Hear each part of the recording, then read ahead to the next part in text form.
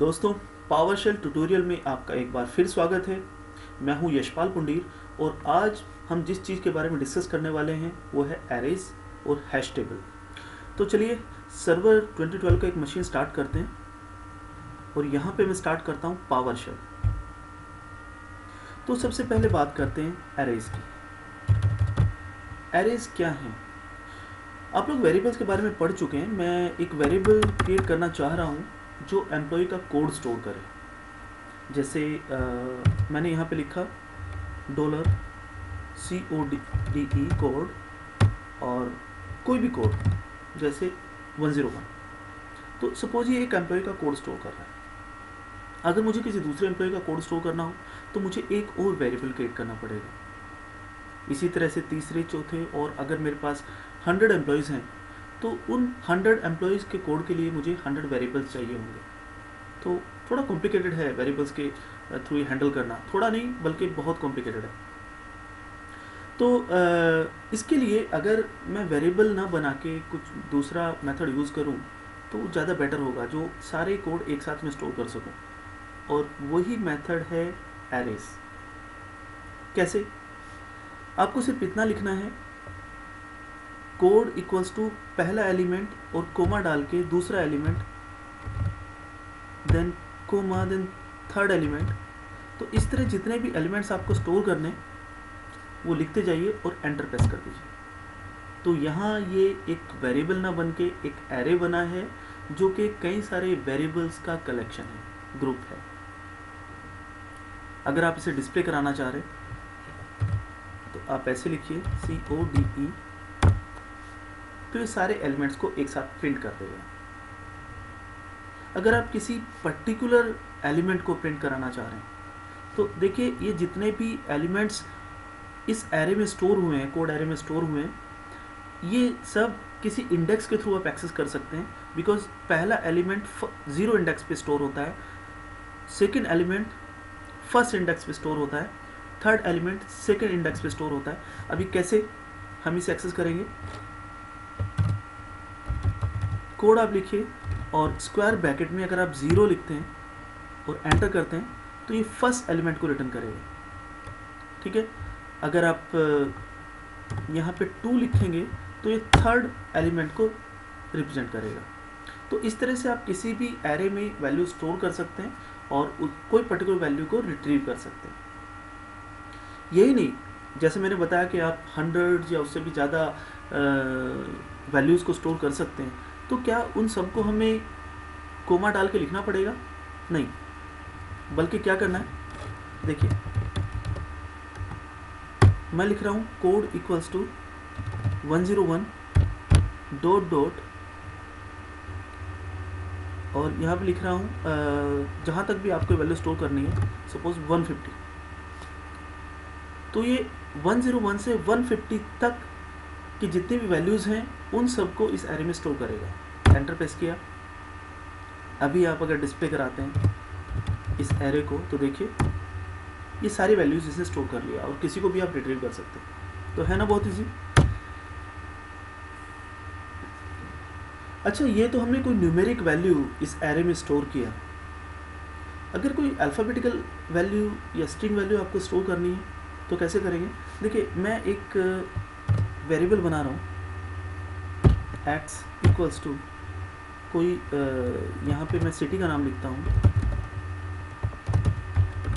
New Delhi, enter. तो देखिए आपके कोडिंग ये क्या क्रिएट हो रहा है? ये कोई एक वेरिएबल क्रिएट हो रहा है, बट सरप्राइजिंगली ये कोई वेरिएबल नहीं है बल्कि ये एक एरे है जो कि कैरेक्टर टाइप का है। कैसे? देखिए मैं एंटर प्रेस कर रहा हूँ तो अभी चेक करते हैं क्या ये एरे है, ये एक नॉर्मल वेरिएबल है। मैं प्रिंट कराता हूँ किसी पर्टिकुलर एलिमेंट को, लाइक फर्स्ट एलिमेंट को मैं प्रिंट करा रहा हूँ, तो आप देख रहे हैं इसने n रिटर्न किया। इट मीन्स जब भी आप कोई स्ट्रिंग स्टोर करते हैं किसी वेरिएबल में, एक्चुअल में वेरिएबल ना बन के वो एक एरे बन जाता है। ठीक है। क्या होगा अगर आपको मल्टीपल स्ट्रिंग स्टोर करनी होंगी या अलग अलग डेटा टाइप की वैल्यू स्टोर करनी होंगी, क्या वो भी आप एरे में कर सकते हैं? चलिए देखते हैं। मैं फिर से एक एरे यहाँ पे डिक्लेयर कर रहा हूँ, एक्स। इस बार मैंने स्टोर किया new Delhi, next value numeric ले लेते हैं, नेक्स्ट कोई दूसरा सिटी ले लेते हैं। और यही नहीं, अगर आप करंट डेट स्टोर करना चाह रहे हैं तो वो भी आप कर सकते हैं, लेकिन उसे आपको ब्रैकेट्स में स्टोर करना पड़ेगा। उसके लिए गेट डेट आप लिख सकते हैं,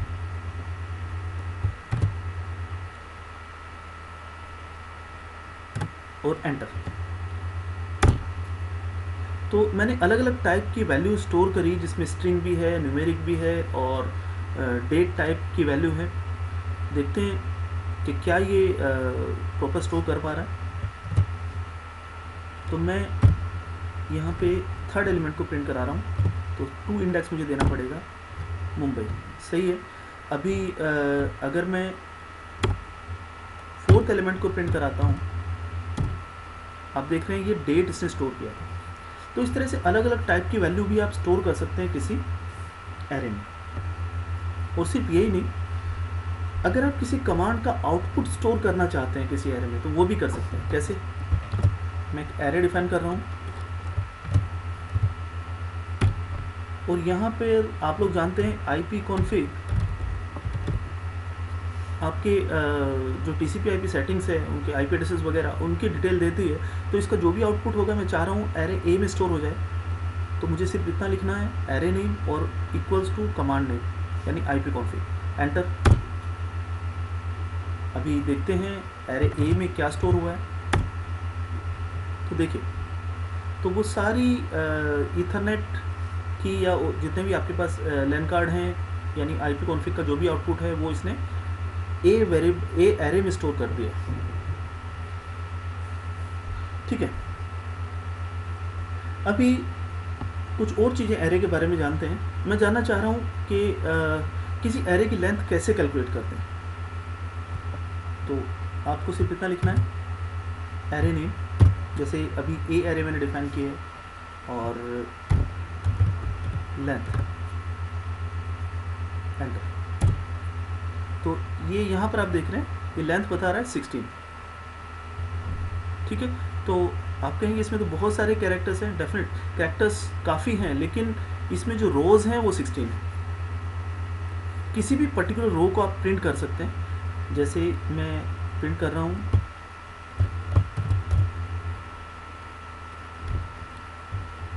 फिफ्थ रो को, ये ब्लैंक है। 6 को प्रिंट करता हूँ, तो आप देख रहे हैं 6 में जो भी था ये इसने प्रिंट किया। तो इस तरह से आप किसी पर्टिकुलर रो को प्रिंट कर सकते हैं। अगर आप किसी पर्टिकुलर रो का कोई एलिमेंट प्रिंट करना चाह रहे हैं, जैसे मैं 6 रो का एलिमेंट नंबर 3 प्रिंट कराना चाह रहा हूँ, तो मुझे 2 लिखना पड़ेगा। ब्लैंक है, बिकॉज स्टार्टिंग में कुछ ब्लैंक है इसके, तो 7 लिख रहा हूँ मैं। यहाँ पर ई आप देख रहे हैं। तो इस तरह से आप जो 2 डायमेंशनल एरे हैं, उनसे कुछ वैल्यूज प्रिंट करा सकते हैं, लेकिन यहाँ पे इंडेक्स आपको 2 लिखने पड़ेंगे, फर्स्ट रो के लिए और सेकंड उस रो के पर्टिकुलर कॉलम के लिए। अच्छा, लेंथ के बजाय आप चाहें तो काउंट भी यूज़ कर सकते हैं। जैसे मैंने यहाँ पर अभी लेंथ प्रिंट कराने के लिए लेंथ लिखा था, आप काउंट लिख सकते हैं, लेकिन काउंट भी आपको सेम आउटपुट देगा। ये आपके ऊपर डिपेंड करता है कि आप लेंथ यूज़ करें, काउंट यूज़ करें। अगर आपको किसी रो का लास्ट एलिमेंट प्रिंट करना है, जैसे अभी जो एरे हमने डिफाइन किया था, एक 2 डायमेंशनल एरे ले लेते हैं। एक्स एक एरे आपको याद होगा हमने बनाया था, देखते हैं उसमें क्या है। ठीक है, ये है एक्स में।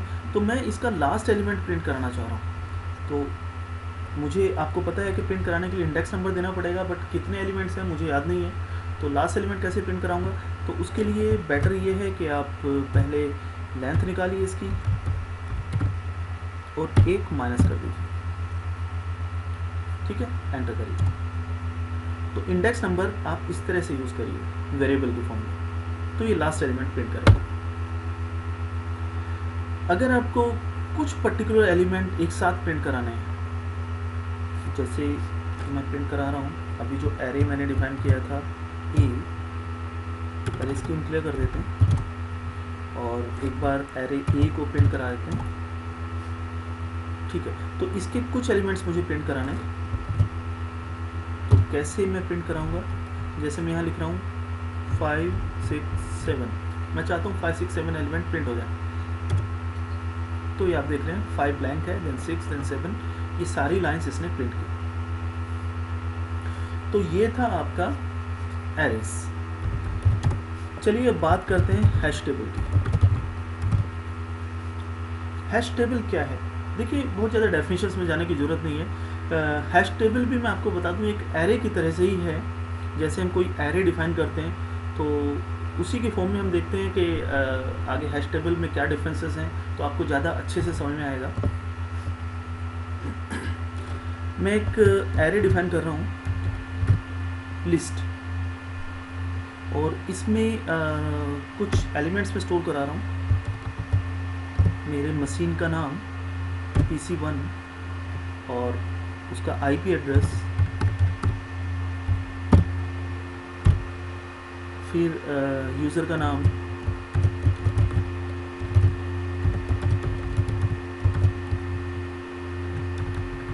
ठीक है।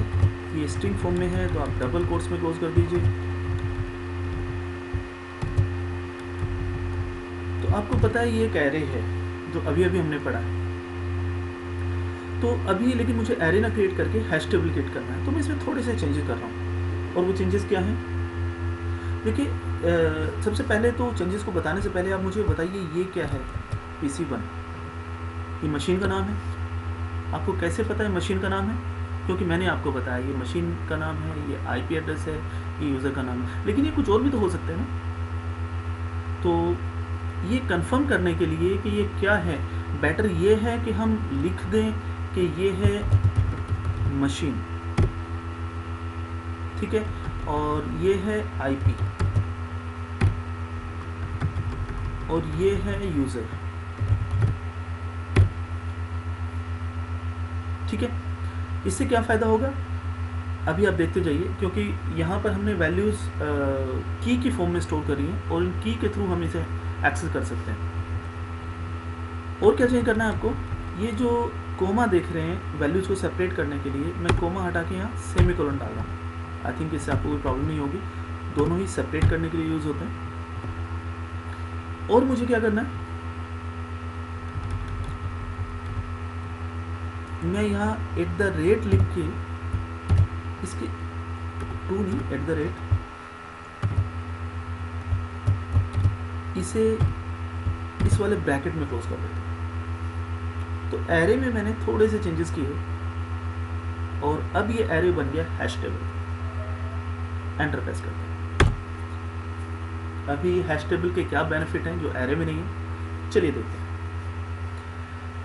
सबसे पहले मैं इसे प्रिंट करा रहा हूँ, लिस्ट को, जो एरे है हैश टेबल है जो भी है, मैं एंटर कर रहा हूँ।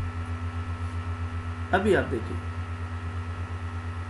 एरे किसी दूसरे फॉर्म में, अभी आपने देखा किसी दूसरे फॉर्म में एलिमेंट प्रिंट करता है, इसके सारे एलिमेंट अलग अलग लाइनों में होते हैं। लेकिन यहाँ पर इसने टेबुलर फॉर्म में डेटा प्रिंट किया।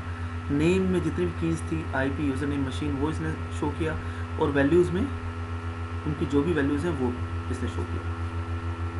तो ये कुछ ज़्यादा मीनिंगफुल लग रहा है देखने में। अभी अगर कोई पर्टिकुलर एलिमेंट आपको प्रिंट कराना है, जैसे मैं IP एड्रेस प्रिंट कराना चाह रहा हूँ, तो अभी कैसे IP एड्रेस प्रिंट कराएंगे? अगर ये एरे होता तो मुझे यहाँ इसका इंडेक्स नंबर देना होता, लेकिन ये एरे नहीं है बिकॉज ये हैश टेबल है, तो मुझे इंडेक्स नंबर ना यूज़ करके यहाँ पे की का नाम यूज़ करना पड़ेगा, IP। तो जिस भी की को आप प्रिंट कराना चाह रहे हैं उसे लिखिए और एंटर करिए। तो आप देख रहे हैं इसने IP एड्रेस प्रिंट किया, ठीक है। यही नहीं, प्रिंट कराने का दूसरा तरीका भी है। वो क्या है? आप डॉट की फॉर्म में भी इसे प्रिंट करा सकते हैं। list.ip, ये देखिए तब भी IP एड्रेस प्रिंट कर रहे हैं, ठीक है। अगर आपको मल्टीपल एलिमेंट्स प्रिंट कराने हैं वो भी आप करा सकते हैं। जैसे मैं मशीन नेम और आईपी एड्रेस दोनों प्रिंट कराना चाह रहा हूँ,